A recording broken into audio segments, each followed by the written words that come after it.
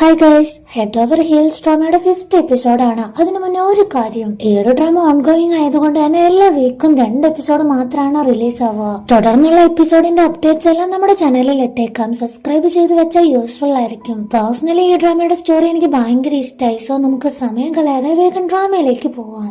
യോംഹയുടെ കൂടെ ritual dance complete ആക്കി സംഘ തിരിഞ്ഞു നോക്കിയതാണ്. ബേ അവിടെയുണ്ട്. അവര് രണ്ടുപേരെ നോക്കിക്കൊണ്ട് കുറെ നേരമായിട്ട് അവൻ അവിടെ തന്നെ ഉണ്ടായിരുന്നു. സംഘിന് അങ്ങനെ ഒരു വേഷത്തിൽ ഒട്ടും പ്രതീക്ഷിക്കാത്തത് കൊണ്ട് അവൻ ആകെ തകർന്നു പോയി. ഇനി കൂടുതലായിട്ടൊന്നും ചോദിക്കാനോ പറയാനോ ഒന്നും ഇല്ലാത്തോണ്ട് ദേഷ്യവും സങ്കടം കൊണ്ട് അവൻ അപ്പൊ തന്നെ പോവും. അന്ന് ക്ലാസ്സിൽ ആദ്യമായിട്ട് ബേസ് അങ്ങനെ കണ്ടപ്പോ അവള് ചാടി എഴുന്നേറ്റ് നിന്നതൊന്നും തന്നെ വെറുതെ ആയിരുന്നില്ല. അതിന് കാരണം തലേന്ന് ഗ്രാൻഡ്മയുടെ കൂടെ അവളെ തന്നെയല്ലേ കാണാൻ പോയത്. അന്ന് ഫ്യൂണറൽ ചടങ്ങിലെ കാര്യങ്ങളൊക്കെ ജീവ പറഞ്ഞിട്ടല്ല അവൾ അറിഞ്ഞത്. അതെല്ലാം തന്നെ കള്ളായിരുന്നു. ലക്ക് എന്നൊരു സാധനം എന്റെ ലൈഫിലില്ല, ഇനി വരുമില്ല. അവൻ വീണ് ശരിക്കും കയ്യിലും നെറ്റിയിലും ഒക്കെ പരിക്ക് പറ്റി. ഒരു പെൺകുട്ടി എന്റെ ലൈഫിലും വന്നപ്പോ ഞാൻ പ്രതീക്ഷിച്ചതാണ് തെറ്റ്. എന്റെ എക്സ്പെക്ടേഷൻ ആണ് തെറ്റിപ്പോയത്. ഇവൻ ഒറ്റയ്ക്ക് നടന്നു പോകുന്നത് ജിന്നും ടീംസും കാണും. ബേനെ ടാർഗറ്റ് ചെയ്യും. കാരണം എന്താണെന്നറിയോ, ഇവര് ടോയ്ലറ്റിൽ വെച്ച് സ്മോക്ക് ചെയ്യുന്നത് ബേ ആണ് പറഞ്ഞു കൊടുത്തത്. അവനെ വരെ മൈൻഡ് ചെയ്ത് പോയതാണ്. പക്ഷെ പിറകീന്ന് വന്ന് അടിച്ച് നിലത്തിട്ടു. എന്നിട്ടും തിരിച്ചൊന്നും ചെയ്തില്ല. അവനൊന്നു മാത്രമേ പറഞ്ഞുള്ളൂ, വെറുത്തോ, എല്ലാവരും എന്നെ വെറുത്തോ. ഞാനൊന്ന് മരിക്കുകയായിരുന്നെങ്കിൽ എല്ലാവർക്കും ഇതിൽ നിന്ന് രക്ഷപ്പെടായിരുന്നു എന്ന് പറഞ്ഞ് സ്വയം അവിടെ ഇരുന്ന് കരയുവാണ്. സംഘവന്റെ പിന്നാലെ തന്നെ ചെന്നതാണ്. അവൾക്ക് കിട്ടിയത് എന്താ, ബ്രെഡിൽ പൊരണ്ട ഒരു ടോർച്ചാണ്. പാവം, അവനിപ്പോ എവിടെയാണോ ആവോ. ഏതൊരു വഴിക്ക് കുറെ ഗോസ്റ്റ് പോകുന്നുണ്ടോ. ഈ അടുത്ത് തന്നെ ഉണ്ടെന്ന് അവൾക്ക് അപ്പൊ തന്നെ മനസ്സിലായി. ചെന്ന് നോക്കുമ്പോ ആരും ഇല്ല അടുത്ത്. ആകെ തനിച്ചായിട്ട് സങ്കടപ്പെട്ട് അവിടെ ഇരിക്കുകയാണ്. ദേഹം മൊത്തം പരിക്കുകളാണ്. അവന്റെ കയ്യൊന്ന് ഹോൾഡാക്കി സോറി പറയും. അവൾക്ക് ഒരു കാര്യം മനസ്സിലായി, ഹ്യൂമൻ അമലറ്റിന്റെ പവർ എല്ലാം തന്നെ നഷ്ടായി. ഗോസ്റ്റ് ഒക്കെ അവനെ ടച്ചാക്കിയിട്ട് കൂടി അടുത്തേക്ക് വന്നുകൊണ്ടേ ഇരിക്കുകയാണ്. ഒത്തിരി ക്ലോസ് ആയിട്ട് അടുത്തേക്ക് വരുന്നതിന് മുമ്പ് കയ്യിലുള്ള സോൾട്ട് വലിച്ചെറിഞ്ഞ് ദൂരെ പോന്ന് പറഞ്ഞ അവൾ അലറും. ഞാൻ ഈ കാര്യം നിന്നോട് പറയാനിരുന്നതാ, പക്ഷെ നീ ഏറ്റവും കൂടുതൽ വെറുത്തത് ഷമാനെ ആയോണ്ട പറയാതിരുന്ന് തുടങ്ങി. അവൾ എത്ര പറഞ്ഞാലും യോംഹ അവനെ ട്രീറ്റ് ചെയ്ത ഒരു രീതി ഉണ്ടല്ലോ, അതാണ് അവനെ ഏറ്റവും കൂടുതൽ ഷമാൻസിനെ വെറുക്കാൻ കാരണമാക്കിയത്. നിങ്ങൾക്ക് ഇതൊക്കെ ഒരു തമാശ അല്ലെങ്കിൽ പറഞ്ഞു ചിരിക്കാനുള്ള ഒരു ടോപ്പിക്. ഞാൻ കാരണം മറ്റുള്ളവർക്ക് ആർക്കും ഒന്നും വരാതിരിക്കാൻ ഞാൻ എടുക്കുന്ന എഫേർട്ട് കഷ്ടപ്പാടിനൊന്നും ഒരു ബലവും കണ്ടിട്ടില്ല. ആരും ഇന്നേ വരെ കണ്ടിട്ടില്ല. അവനെ ഇനി എന്ത് പറഞ്ഞ് ആശ്വസിപ്പിക്കാനാ. അവൻ പറയുന്നത് ശരിയല്ലേ, ഇവളവനോട് കള്ളാണ് പറഞ്ഞത്, കൂടെ നിന്നത്. അതിന് എത്ര പറഞ്ഞാലും മാറാനൊന്നും പോകുന്നില്ലല്ലോ. അവൻ വീട്ടിലെത്തി. യോംഹ കൊടുത്ത ഫോട്ടോസിലെ മന്ത്രങ്ങളെല്ലാം മാച്ചു കളയാൻ ശ്രമിക്കുകയാണ്. രക്ഷിക്കണം എന്നാണെങ്കിൽ മരിച്ചുപോയ ഗ്രാൻഡ്മയുടെ ഫേസിലും മന്ത്രങ്ങൾ എഴുതേണ്ട കാര്യമുണ്ടോ. അതിനേക്കാൾ ഏറ്റവും കൂടുതൽ ദേഷ്യം വന്നത് സംഘിന്റെ ഫേസ് ഓർമ്മ വന്നപ്പോഴാണ്. കയ്യിലുണ്ടായിരുന്നതെല്ലാം വലിച്ചെറിയും. നിനക്കെന്നെ വെറുക്കണമെന്നാണെങ്കിൽ ആയിക്കോ, വെറും 5 ദിവസം കൂടെ എനിക്ക് തന്നൂടെ. എത്ര റിക്വസ്റ്റ് ചെയ്തിട്ടും ബേ അതിനെ സമ്മതിച്ചില്ലെന്ന് മാത്രമല്ല, അവൾ ഇപ്പൊ പോലും അവനെ സേഫ് ആക്കാനുള്ള വഴിയാണ് സെർച്ച് ചെയ്യുന്നത്. ആന്റി കൊടുത്ത ആത്മാവിനെ കുറിച്ചുള്ള പുസ്തകം അത് ഇതുവരെ വായിച്ചു തീർന്നിട്ടില്ല. കട്ടേതാ ഗോസ്റ്റ് ഹൗസ്. അവിടുത്തെ പൂജകൾക്കായി ഫ്ലവർ മാസ്റ്റർ, മറ്റുള്ള ഷമാൻസ്, അങ്ങനെ കുറെ പേരെ വിളിച്ചു വരുത്തിയിട്ടുണ്ട്. സംഘിന്റെ ആന്റിയാണ് ഇപ്പൊ റിച്വൽസ് ചെയ്യുന്നത്. ഇവിൽ സ്പിരിറ്റിനെ ആരാണോ ആരാധിച്ചിരിക്കുന്നത് അവര് സ്വന്തം ശരീരമാണ് പകരം കൊടുത്തിട്ടുള്ളത്, ഒരു എക്സ്ചേഞ്ച് പോലെ. അതിന്റെ ശക്തിയാണെങ്കിൽ 10 മടങ്ങ് വർദ്ധിച്ചിരിക്കുകയാണ്. ആ വീടിനുള്ളിലേക്ക് ഇനി ഒരു ഈച്ച പോലും കയറരുത്. നെഗറ്റീവ് എനർജി എല്ലാം ഒഴിവാക്കാൻ വേണ്ടി അമുലറ്റ് എല്ലാം വെച്ച് മന്ത്രങ്ങൾ കൊണ്ട് സീല് ചെയ്ത് വെളിച്ചം പോലും കടക്കാത്ത രീതിയിലാക്കിയിട്ടാണ് ഡങ്ജിയോണും ടീംസും അവിടെ നിന്ന് പോകുന്നത്. കുറെ നേരമായിട്ട് അമ്മ സംഘിനെ കോണ്ടാക്ട് ചെയ്യുന്നു. എത്ര വിളിച്ചിട്ടും കിട്ടുന്നില്ല. ടെൻഷൻ അടിച്ച് വീട്ടിൽ വന്ന് നോക്കുമ്പോ ദേ ഇരിക്കുന്നു ആകെ വിഷമിച്ച്. അമ്മ, ആ വീട്ടിൽ വെച്ച് അവൻ എന്നെ ഷമാൻ ഡ്രസ്സിൽ കണ്ടു അമ്മ. എന്നോട് അവനിപ്പോ ഏറ്റവും കൂടുതൽ വെറുപ്പ്. ഞാൻ ഇനി എന്ത് ചെയ്യും. ഡങ്ജിയോണിന് വളരെ നന്നായിട്ട് അറിയാം, പൈശാചിക ശക്തികളെ ആരാധിച്ച ആ ശക്തി തന്നെ അവരെ ഇല്ലാതാക്കും. അങ്ങനെ പെട്ടെന്ന് ഒരാൾക്ക് ആ ഒരു ശക്തി കിട്ടുകയില്ല.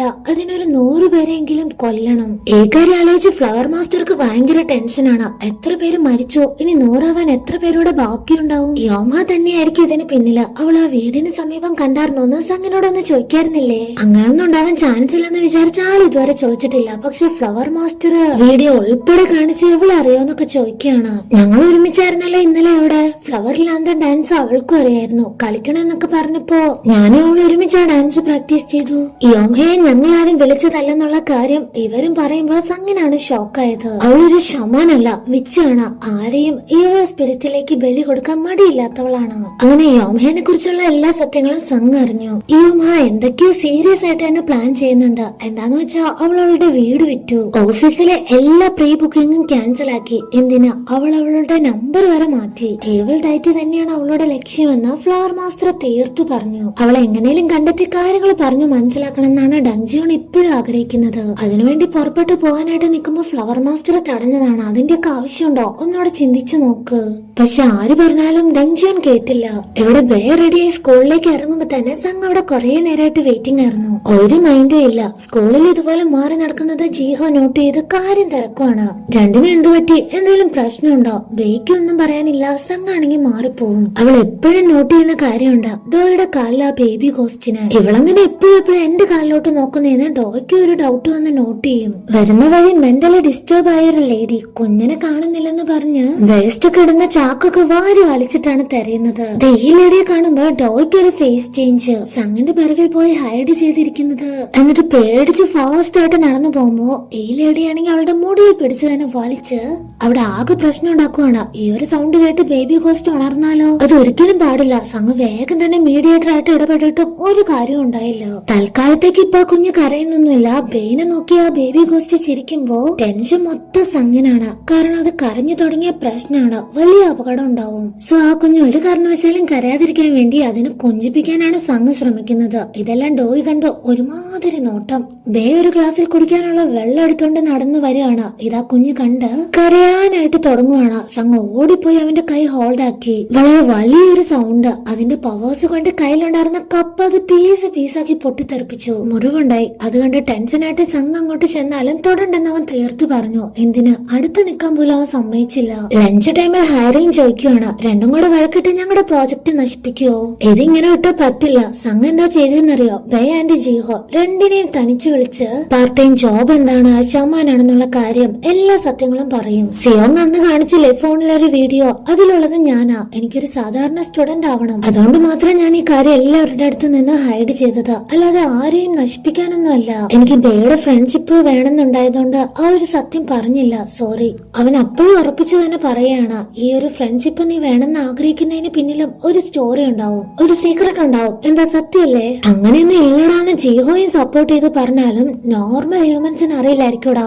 എന്നാ ഷമാൻസിന്റെ കാര്യം അങ്ങനെയല്ലല്ലോ എന്ന് പറഞ്ഞ വാക്ക് അത് അവൾക്കും ഭയങ്കരമായിട്ട് ഹേർട്ടായി പോയി. ദേ പോയി കഴിഞ്ഞ ജീവ അവളോട് ദേഷ്യപ്പെടുവാണ്. നിനക്ക് സത്യം പറയാറുന്നില്ലേ? 21 ദിവസം മാത്രം ആയുസുള്ളവനെ രക്ഷിക്കാൻ വന്നതാ നീ എന്ന്. ഇനി അതൊക്കെ പറഞ്ഞിട്ട് എന്താ കാര്യം? ദേ പറഞ്ഞത് ശരിയല്ലേ? ഫ്രണ്ട്ഷിപ്പിന് പിന്നിലും അവൻ അറിയാത്തൊരു സീക്രട്ട് ഉണ്ടല്ലോ. അതായത് അതിൽ പോലും ഞാൻ കള്ളത്തരം കാണിച്ചു. ഹ്യൂമൻ അമുലെറ്റ് വർക്ക് ആവുന്നില്ലെങ്കിൽ അതിനെന്തായിരിക്കും കാരണം? അതറിയാൻ വേണ്ടി ഡ്യൂവിന്റെ വീട്ടിലേക്ക് പോയേ പറ്റൂ. അവളോട് ഇനി എന്ത് പറയുന്നാണ് അറിയില്ലാത്തത്. എന്തോ പഠിക്കാനുണ്ടെന്നോ അങ്ങനെ എന്തൊക്കെയോ പറഞ്ഞിട്ട് പോവും. അവിടെ ചെല്ലുമ്പോഴാണ് ഒരു കാര്യം മനസ്സിലാവുന്നത്. ഈ ബേബി കോസ്റ്റിന്റെ കയ്യിൽ ഒരു ചരടുണ്ട്. അത് ടൈ ചെയ്ത് വെച്ചിരിക്കുന്നത് ഈ ഒരു ബ്ലൂ ഡ്രസ് ഇട്ട ബാർബിയിലേക്കും. അതായത് ഈ പാവയിലാണ് ഈ ബേബി കോസ്റ്റ് ഉള്ളത്. നീ ഇത് ചോദിക്കണ്ട, ഇത് തരില്ല, ഇത് എന്റെയാ. പാട്രിക്ക് വെറും ഒരു ഡോളല്ല, എന്റെ കുട്ടിയാ. എത്ര പൈസ തരാന്ന് പറഞ്ഞാലും ഞാൻ ഇത് തരില്ല. അവളെ പിടിച്ച് ഗെറ്റ് ഔട്ട് അടിച്ചു. ആ കോസ്റ്റിന്റെ പവർ വീക്കൻ ചെയ്യാൻ ഡോൾ അത്യാവശ്യമാണല്ലോ. എന്ത് ചെയ്യുന്ന ഫ്ലവർ മാസ്റ്ററിന്റെ അടുത്ത് അഭിപ്രായം ചോദിക്കുമ്പോ ഹ്യൂമൻ അമുലെറ്റിന്റെ പവർ വർക്ക് ആയില്ലെങ്കിൽ അത് നിന്റെ പ്രശ്നമാണ്, നിന്റെ പ്ലാനിംഗ് ആണ് വീക്ക് ആയിരിക്കുന്നത്. അതിന്റെ റീസൺ എന്താന്ന് നീ തന്നെ കണ്ടുപിടിക്കുക. ഇവിടെ ബേ മുറിവൊക്കെ ഒറ്റയ്ക്ക് ക്ലീൻ ചെയ്യാണ്. അപ്പൊ സംഘിന്റെ ഫേസ് ഓർമ്മ വരും. അവൾ എന്തിനായിരിക്കും 5 days സമയം ചോദിച്ച്?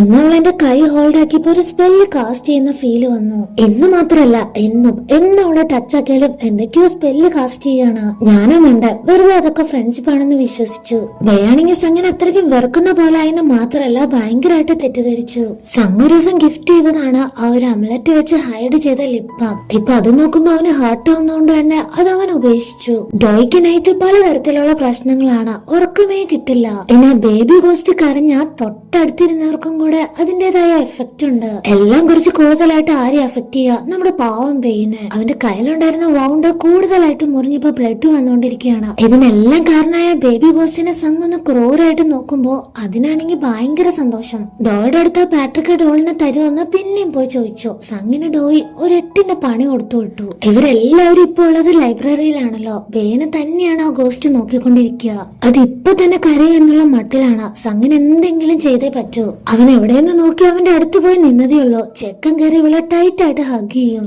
ഇനി നിനക്ക് എന്ത് സ്പെല്ലാ യൂസ് ചെയ്യണ്ടേ? എന്നെ ടച്ച് ആക്കിയാലേ അത് വർക്ക് ആവുള്ളൂ അല്ലേ?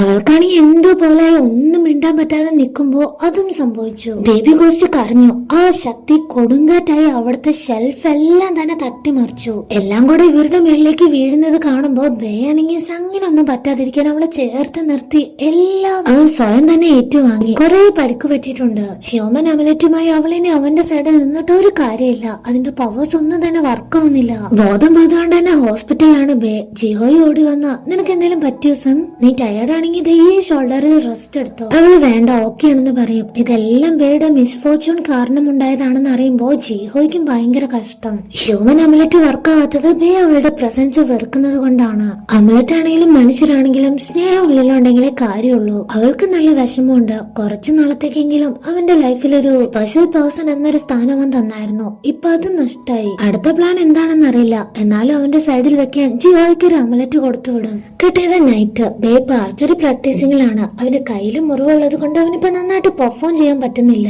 ആ ഒരു ടൈമിലാണ് ജിൻ അവന്റെ ഫോൺ കേസിൽ പുതിയ അമലറ്റ് വെക്കാൻ ട്രൈ ചെയ്യുന്നത്. സഡൻ ആയിട്ട് ഒരു കോള് വരും. എച്ച് എന്നാണ് നമ്പർ സേവ് ചെയ്തിരിക്കുന്നത്. ആരാന്നറിയാതെ അറ്റൻഡ് ചെയ്തവനിങ്ങനെ സംസാരിക്കാൻ തുടങ്ങുമ്പോഴാണ് ബേയും വന്ന ആ ഫോൺ തട്ടിപ്പറിച്ചു. ആ നമ്പർ കണ്ടപ്പോഴവൻ ടെൻസ്ഡ് ആയിട്ട് വേഗം ഓടിപ്പോവും. ഹ്യൂണ എന്നൊരു കേളാണ് കോളിൽ. നിനക്കറിയാലോ എന്റെ വിധി, കരയണ്ട, എന്നെ നീ ഒഴിവാക്കിക്കോ, എന്റെ അടുത്തുനിന്ന് മാറി നടക്കുന്നതാണ് നിനക്ക് നല്ലതെന്ന് അവൻ പറഞ്ഞു തീരുന്നതിന് മുന്നേ തന്നെ ആ കോള് കട്ടാക്കി. ആൾക്ക് നല്ല വിഷമമുണ്ടെന്ന് തോന്നുന്നു. ജിഹോ ഒരുപാട് ചോദിച്ചിട്ടാണ് ആ കോളിൽ ആരായിരുന്നു എന്ന് അവൻ പറഞ്ഞത്. അതെന്റെ ഒരു ഫ്രണ്ട്. ഞാൻ കാരണം അവൾ ഒത്തിരി സഫർ ചെയ്തിട്ടുണ്ട്. ചിലപ്പോ എന്നോടുള്ള ഇഷ്ടം കാരണം അവൾക്ക് എന്തെങ്കിലും ആപത്തുണ്ടാവും. അതാ ഞാനിപ്പോ എല്ലാവരോടും ഡിസ്റ്റൻസ് ഇടുന്നത്. നീയും അങ്ങനെ തന്നെയാ. എന്റെ കൂടെ കൂടി നിനക്കൊരു ആപത്തും വരാതിരിക്കട്ടെ. അവൻ ഇമോഷണൽ ആയിട്ട് പറഞ്ഞു പോകുന്ന കാര്യം കേൾക്കുമ്പോ ജിഹോയ്ക്ക് മനസ്സിൽ ഇവനെന്താ വട്ടാണോ പൊട്ടൻ. നേറ്റേഴ്സ് അങ്ങനെ കാണാൻ ആ ഒരു ലേഡി വരികയാണ്. എപ്പോഴും കുഞ്ഞിനെ തിരക്കി നടക്കുക ഇവള്. ഇതെന്തോ പ്രേതം കൂടിയതാന്ന് എനിക്ക് തോന്നുന്നത്. പ്രഗ്നന്റ് ആയിട്ടിരിക്കുന്ന ടൈമിൽ കുഞ്ഞിനെ നഷ്ടായി. ആ ഡോള് പോയ പിന്നെ ഗോസ്റ്റ് പൊസസ് ആയിന്ന് തോന്നുന്നു എന്നൊക്കെ പറഞ്ഞ് ഈ ലേഡി സംസാരിക്കുമ്പോ സംഗിന് ആദ്യം തന്നെ ഡോയുടെ ഫേസ് ഓർമ്മ വരും. കാരണം അവൾ ഒരു ദിവസം ഈ ലേഡി അറ്റാക്ക് ചെയ്തതാണല്ലോ.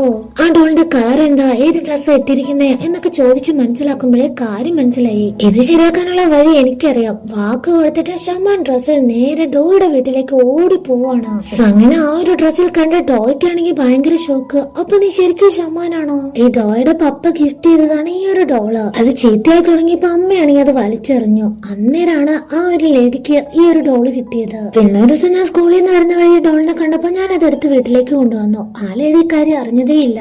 അങ്ങനെ സംഭവിച്ച കാര്യങ്ങളൊക്കെ പറയുമ്പോ നിനക്ക് ഇടക്കിടക്ക് വരാറുള്ള തലവേദന, തലകറക്കം, നീ എപ്പോഴും സ്വപ്നം കാണാറുള്ള സ്വപ്നത്തിൽ ഒരു കുട്ടിയുടെ കരച്ചിൽ, ഇതിന്റെയൊക്കെ കാരണം എന്താണെന്ന് നിനക്കറിയോ? ബേബി ഗോസ്റ്റ് ആണെന്നൊക്കെ ഇവള് പറയുമ്പോ ഡോയ്ക്കാണെങ്കിൽ വിശ്വസിക്കാനേ പറ്റുന്നില്ല.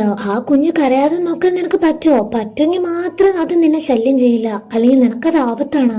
എന്നിട്ടും ഡോയ് കൺഫ്യൂസ്ഡ് ആയിട്ട് നിൽക്കുന്നത് കാണുമ്പോ ഇത് ചിലപ്പോ നിന്നെ കൊല്ലില്ലായിരിക്കും. അതുപോലെയാണ് നിന്റെ കൂടെയുള്ളവരെ, പപ്പ, മമ്മി, ഫ്രണ്ട്സ്. എനിക്ക് ഫ്രണ്ട്സ് ഒന്നും ഇല്ല, ഇനി മുതൽ ആയിക്കോ, എന്റെ ഫ്രണ്ട് ആയിക്കോ എന്ന് സംഘം പറയും. ആ ഡോള് അവളുടെ കയ്യിൽ നിന്ന് വാങ്ങി വലിയൊരു ആശ്വാസത്തോടെയാണ് അവള് നടന്നു വരിക. പ്രഗ്നൻസി പ്രോപ്പർ ആയിട്ട് നടക്കാത്തത് കൊണ്ട് ആ കുഞ്ഞിന്റെ ശരീരത്തിൽ അവിടെ എവിടെയായിട്ട് കുറെ മുറിവായി. അതിന്റെ പെയിൻ കൂടി ഗോസ്റ്റ് അനുഭവിക്കേണ്ടി വരും. അത് കാണുമ്പോ സംഘിന്റെ കണ്ണാണെന്ന് അറിയാ. പാവം. വീടെത്തുമ്പോ ജിഹോ വെയിറ്റിംഗ് ആയിരുന്നു. അവൻ എന്തിനാ വന്നേന്നറിയോ? ഹ്യൂമൻ അമലറ്റ് ആവാൻ അവൻ റെഡിയാണ്. പാവണ്ടി, അവൻ ഇഷ്ടപ്പെടുന്നവരെ പോലും കൂടെ നിർത്താൻ അവന് പറ്റുന്നില്ല. 5 ദിവസം കഴിഞ്ഞ അവനെങ്ങാനും മരിച്ചുപോയാൽ ഞാനതെങ്ങനെ സഹിക്കും? അതുകൊണ്ട് ഹ്യൂമൻ അമലറ്റോ എന്ത് കോപ്പെങ്കിലും നീ എന്നെ ചെയ്തോ, എനിക്ക് കുഴപ്പമില്ല, ഞാൻ റെഡിയാ. ജിഹോയുടെ ബോഡിയിലെ സംഘം മന്ത്രങ്ങളൊക്കെ എഴുതി കൊടുക്കുവാണ്. ഇത് മാത്രം ചെയ്താൽ പോരാ, കണ്ണ്, മൂക്ക്, ചുണ്ട്, ഇത് മൂന്നുമുള്ള എപ്പോഴും ടച്ച് ചെയ്യാറുള്ള ഒരു വസ്തു അവന് കൊടുക്കണം. കാരണം അതായിരിക്കും നിന്റെ പ്രസൻസ് ഇല്ലാത്തപ്പോ അവനെ സംരക്ഷിക്കാൻ പോകുന്നത്. നെക്സ്റ്റ് ഡേ ജിഹോ അവന്റെ റൂം മൊത്തം സെർച്ച് ചെയ്യും. കണ്ണ്, മൂക്ക്, വയ, അങ്ങനെയുള്ള ഒരു സാധനം ആ റൂമിലില്ല, ഒരു ഫേവറേറ്റ് ടോയ് ഒഴിച്ച്. ഇത് ഞാൻ എന്തായാലും കൊടുക്കില്ല, ഇതെന്റെ ഫേവറേറ്റോ എന്നൊക്കെ വിചാരിച്ചതാണ്. പക്ഷെ വേറെ വഴിയില്ലാത്തോണ്ട് ആ ടോയ് തന്നെ കൊടുക്കേണ്ടി വരും. ഇത് പിടിക്കുക, എനിക്കെന്തിനാ നിന്റെ ടോയ്, എനിക്കിതൊന്നും വേണ്ട, പിടിക്കടാന്ന് പറഞ്ഞ് നെഞ്ചിലോട്ട് വെച്ച് കൊടുത്ത് അടുത്ത സെക്കൻഡ് ഒരു ഹഗ്ഗാണ്. അതെ, ഞാനുണ്ടാവും, എവിടെ പോയാലും എന്നെ വിളിക്കണം, പിന്നെ എന്റെ ടോയ് അത് നീ നന്നായിട്ട് നോക്കിക്കോണം എന്ന് പറഞ്ഞ് മനസ്സില്ലാ മനസ്സോടെയാണ് ചെക്കൻ പോകുന്നത്. അവൻ പോയി കഴിഞ്ഞ ബേ ആണെങ്കിൽ വീടൊക്കെ വൃത്തിയാക്കുകയാണ്. യോമ കൊടുത്ത ഫോട്ടോസിലെ കേഴ്സ് ഒക്കെ അവൻ എന്തൊക്കെയോ ചെയ്ത് ക്ലീൻ ആക്കിയിട്ടുണ്ട്. വേസ്റ്റ് ബിന്നിൽ സംഘം കൊടുത്ത ഗിഫ്റ്റ് ഉണ്ടല്ലോ, അതിപ്പോ കാണുമ്പോ അവന് എന്താ പോലെ അതിനെ തന്നെ നോക്കും. സംഘാണെങ്കിലോ ആ ഒരു ലേഡിക്ക് ഈ ഡോള് കൊടുക്കാൻ കുറെ നേരമായിട്ട് നോക്കുന്നു. എവിടെയൊക്കെ പോയിന്നറിയോ? എത്ര സ്ട്രീറ്റ് നോക്കി, പാർക്ക്, ബസ് സ്റ്റോപ്പ് എല്ലാം തന്നെ നോക്കി. ലാസ്റ്റ് ആ ലേഡിയെ കിട്ടി. ഡോള് കൊടുക്കാനായിട്ട് അടുത്തേക്ക് ചെല്ലാൻ നിൽക്കുമ്പോഴാണ് ബേ കുറെ വേസ്റ്റ് കളയാനായിട്ട് പുറത്തേക്ക് ഇറങ്ങി വരുന്നത്. ബേ ഇത് കണ്ടു. ഒന്നും മിണ്ടാതെ ആളുടെ അടുത്ത് തന്നെ പോയി നിൽക്കും ഒരു കൂട്ടിന്. സംഗനം ഇതുപോലെ മനസ്സിൽ കരുണയുള്ള ഒരു ചെക്കനെ വേണമെന്നാണ് ആഗ്രഹിച്ചത്. ഒരാള് കരഞ്ഞോണ്ടിരിക്കുമ്പോ അത് ആരാണെന്നോ ഒന്നും നമുക്കറിയില്ലെങ്കിലും അവരുടെ സൈഡിൽ നമ്മൾ നിൽക്കണം. അങ്ങനെ ഒരാളെങ്കിലും ഉണ്ടല്ലോ എന്നുള്ള ഒരു തോന്നലുണ്ടായ പോലും അത് നമ്മൾ ചെയ്യുന്ന വലിയൊരു കാര്യമാണ്. ബേ ചെയ്ത കാര്യം അവൾക്ക് വലിയ ഇഷ്ടായി. അവന് തന്നെ നോക്കിക്കൊണ്ട് നിൽക്കുകയാണ്. ആ ഡോള് സർപ്രൈസ് ആയിട്ട് ആ ലേഡിയുടെ അടുത്ത് തന്നെ വെച്ചു. എന്നിട്ട് കുഞ്ഞിനെ കാണാൻ നല്ല ഭംഗിയുണ്ട് കേട്ടോ എന്ന് പറഞ്ഞതേ ഉള്ളൂ. അവരുടേതായ ലോകത്തിൽ അവര് രണ്ടുപേരും ഹാപ്പിയാണ്. അമ്മയും കുഞ്ഞും വേദനകളൊന്നും ഇല്ലാത്ത സന്തോഷം മാത്രമുള്ള ഒരു ലോകം. ഇത് സംഗിന് മാത്രം കാണാൻ കഴിയുന്നോണ്ട് അവളുടെ കണ്ണെല്ലാം നിറയും. ഭയങ്കര സന്തോഷം. വിധി എന്താണെങ്കിലും ഉള്ളിലുള്ള സ്നേഹം അതെപ്പോഴും റിയൽ ആയിരിക്കും. ശരി, തിരിച്ചു പോകാൻ തുടങ്ങുമ്പോ ഒരു കാഴ്ചയും കൂടെ അവള് കാണുകയാണ്. ബേക്ക് അവള് കൊടുത്ത ആ ഗിഫ്റ്റ് അത് കുപ്പിയിൽ എറിഞ്ഞു. അത് അവന്റെ മനസ്സിൽ നിന്നും സംഗിനെ വലിച്ചെറിഞ്ഞതുപോലെയല്ലേ. ആദ്യമായി ക്രഷ് തോന്നിയ ചെക്കൻ, ഫസ്റ്റ് ലവ്, അവനോട് പോലും ട്രൂ ആയിട്ടിരിക്കാൻ പറ്റിയില്ല എന്നോർത്തവൾക്ക് ഭയങ്കര സങ്കടം. പുറത്ത് നല്ല മഴ പെയ്യുന്നുണ്ട്. പക്ഷെ അവള് നനയുന്നില്ല. കരഞ്ഞു കരഞ്ഞ് മുകളിലോട്ട് നോക്കുമ്പോ ദേണ്ട് തൊട്ടടുത്ത് അവള് നനയാതിരിക്കാൻ ഒരു കൊടയായിട്ട് അടുത്ത് തന്നെയുണ്ട്. ഇങ്ങനെ ഒരു സീൻ കാണിച്ചാണ് ഈ ഒരു എപ്പിസോഡ് ഉണ്ടാവുന്നത്.